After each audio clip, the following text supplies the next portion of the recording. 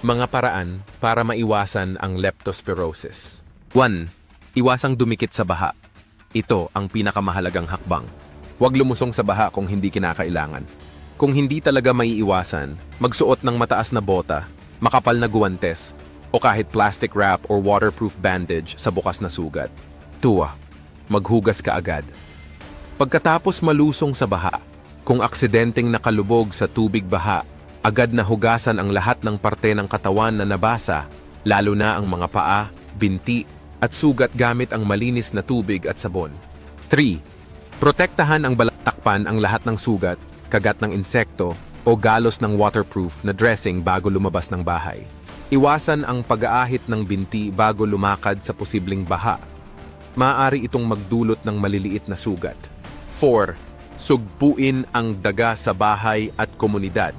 Panatilihing malinis ang bahay at paligid. Itago ang pagkain sa mga saradong lalagyan. Itapon ng maayos ang basura. Huwag mag-iwan ng kalat sa gabi. Takpan ang mga butas o bitak na maaaring pasukan ng daga. Huwag mag-iwan ng pagkain ng alagang hayop o tira-tira sa bukas na lugar.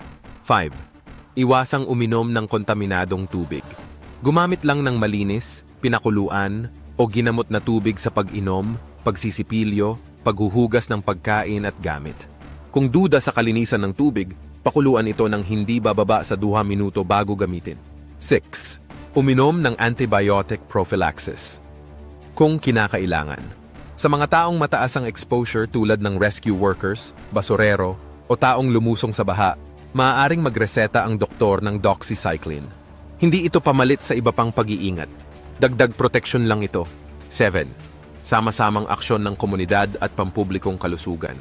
Makilahok o sumuporta sa community cleanup para mabawasan ang pinamumugaran ng daga. Turuan ng iba, lalo na ang mga bata, na huwag maglaro sa baha.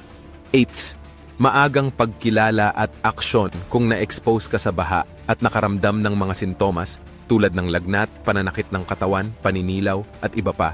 Kumonsulta agad sa doktor.